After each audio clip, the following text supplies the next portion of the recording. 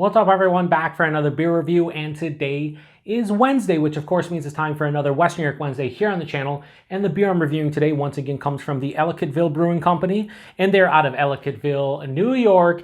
And this is their barrel-aged Irish Stout with coffee, and this is a part of the Platter's Chocolate Factory series. So I believe this is an Irish Dry Stout that is brewed with coffee and barrel-aged. It comes in at 7% alcohol by volume. No IBUs. Listen, time of review. This can is just over 2 weeks old. Now, the reason why I say I believe this is an Irish Dry Stout is because I can find almost no information about this beer right now as we speak. So I'm reviewing this one on, I think it's February 2nd of 2023, and this just showed up. So I went to Ellicottville's social media pages. There is really nothing about this beer at all.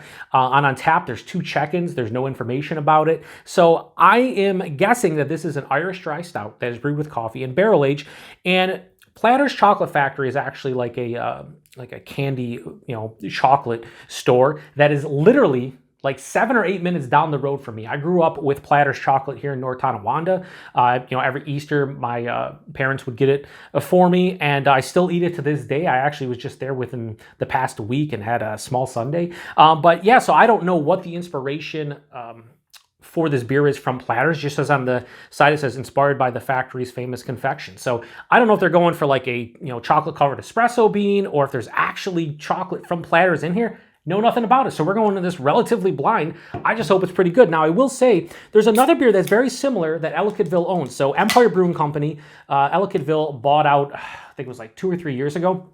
And they make a beer called, I think it's Black Magic Irish Stout, and they do a whiskey, a blended version. I believe that has coffee in it, and it's 7%. So I don't know if this is that beer just renamed, or if this is a whole new recipe or whatever.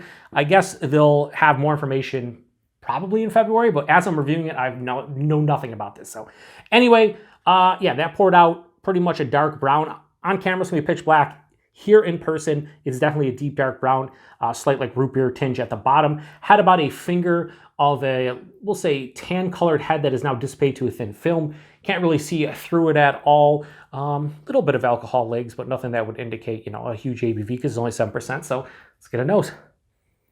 Wow, that coffee is definitely there. I'll tell you right now, it has like a dark chocolate covered espresso bean kind of nose to it. Like you get a big blast of like a sweeter dark chocolate, and then like a medium like coffee roast, but like more, maybe, again, a little bit more intense, like an espresso bean. Little slight hints of vanilla. Not really picking up on any barrel aging. And here's the thing, it's 7%, and if it's barrel aged, it's probably kind of like that Empire beer where it's like whiskey barrel blended. I don't think they're obviously using like full on barrel aging it. And if they do, it's not for a long time, I would imagine. But yeah, there's dark chocolate, so a nice roasted malt character. Again, espresso bean, dark chocolate covered espresso bean, touch of vanilla, maybe a little bit of like a cherry, like a dark stone fruit of some sort. Slight hints of caramel and toffee.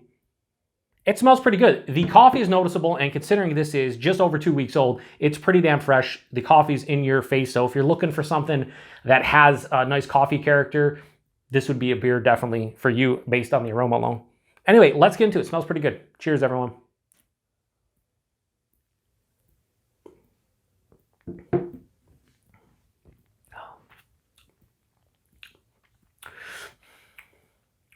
Nose was definitely better. The taste has like this generic kind of sweetness for me. It's hard to pinpoint.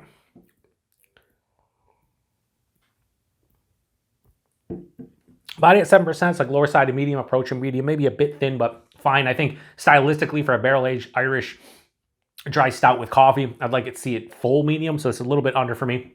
The mouthfeel definitely has a nice moderate carbonation, but it has almost a slight creaminess to it. Definitely smooth on the palate, but appropriate carbonation. So I think the mouthfeel is nice, body a touch thin. The taste, I'm trying to pinpoint what I'm exactly tasting, because it's not, the nose did not carry over like I was hoping it would. I guess the base beer is more of the star of this show, which might be welcomed by some. I definitely get a nice dry roasted kind of malt quality at the front of the palate. Passes through, that chocolate is there too, but it's kind of weird because I said sweet dark chocolate in the nose, and then in the taste, I'm getting chocolate, but it's more like a drier, not as sugary chocolate, like a baker's chocolate or like a cocoa powder, something like that. There is a little bit of like molasses in there, a touch of that dark cherry, like that stone fruit, darker stone fruit. As it continues through, I mean, the sweetness kind of bumps up a little bit, about maybe a third of the way through the palate, maybe 2/5 of the way through the palate. And it's like a nice kind of malty sweetness, instead of just being like a straight on like chocolate sweetness that your palate is perceiving. Is more just like a generic malt sweetness. Midway through the palate, the coffee hits for me, and it's like a light roasted kind of coffee feel. There's a little bit of vanilla, so you get like kind of like a vanilla latte vibe, at least I do. And then the back of the palate, I'm getting something on the finish that is reminiscent of a barrel aging, like a slight bourbon, sweeter bourbon, a little bit of like an oaky thing going on, but it's not all that prevalent. Finishes with a semi-dry kind of finish, maybe a mild bitterness. This does lean a little bit sweeter. This is like 60 to 40 in terms of sweetness to bitterness, or sweetness to dryness, maybe even like 65%-ish. It definitely has a lingering kind of sweetness on the palate, but it's not like cloying, it's just kind of sweeter. 7%, you really can't tell. No booziness, no warming in the chest, nothing like that.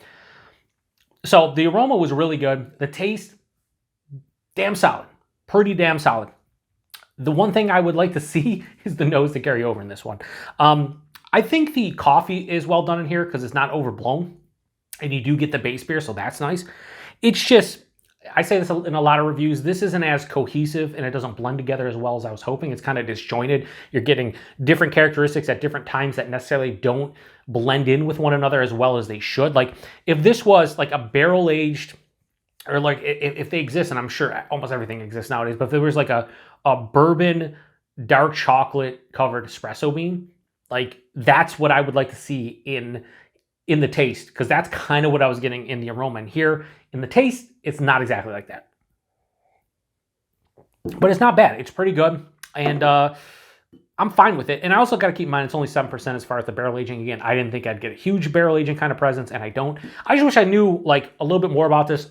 Is there candies in here? Because it doesn't taste like there's any like distinct candies. But I would not be surprised if there's some kind of like real chocolate in here. At least the aroma was screaming more of like a real chocolate. But as is, the barrel-aged Irish Stout with coffee, part of the Platter's Chocolate Factory series from Ellicottville. I have no issues giving this a low 3.75. I'll go 3.7 on this. I think it's a pretty solid beer, and it's something I would recommend somebody picking up if they like Irish Dry Stouts. I think this is a less dry than you get from an Irish Dry Stout, and I also think the coffee, the barrel aging, changes up the base. But if you like Irish Dry Stouts and you don't mind trying different variants of that style, I think this would be a fun one to pick up, especially if you're in the Western New York area. Price point and availability, I think this was just over $4 a can. It was $16 a 4-pack at the bottle shop I went to. $4 a can for what's going on. It's not a horrible price. But I'd rather see this in like the $3.50 range, but I'm not upset that I picked it up. It's a solid beer. And availability, wherever you see Ellicottville, I'd assume you'll see this at some point. They have two within the series. The other one I reviewed on the channel a couple years back. It was their orange chocolate blonde ale, which honestly, I love orange chocolate, one of my favorite chocolates, and Platter's orange chocolate, top tier for me. And that beer smelled and kind of tasted like someone put Platter's orange chocolate into a blonde ale. So that one worked a little better for me than this one. But I do wish, since they have some kind of, this is part of the Platter series, I would like to know what exactly is in this beer from Platter's, if anything. But I don't know. I'll probably know like by the time I post this review, or maybe like a couple weeks from now. And I'll be like, oh, that makes sense. But as is, I have no idea. So appreciate everybody stopping by for another beer review here on the Beer Patrol. If you've had this one before, post in the comment section. Let me know what you think about it. And also check back next Wednesday for probably another Western New York Wednesday, although soon I'm going to be diving into some mystery / whodunit beers, and I will also post on Wednesday, but I might double dip on Wednesdays at some point where I'm posting a Western New York Wednesday. and a whodunit beer review, but we'll see if that actually comes to fruition. So appreciate everybody stopping by for another beer review here on the Beer Patrol. Like I said, 7%. Can't really tell. There's not much going on. Maybe a slight warming now as I sit here and talk, but outside of that, can't really detect it, and I appreciate it. Anyway, appreciate it. The next one. Cheers.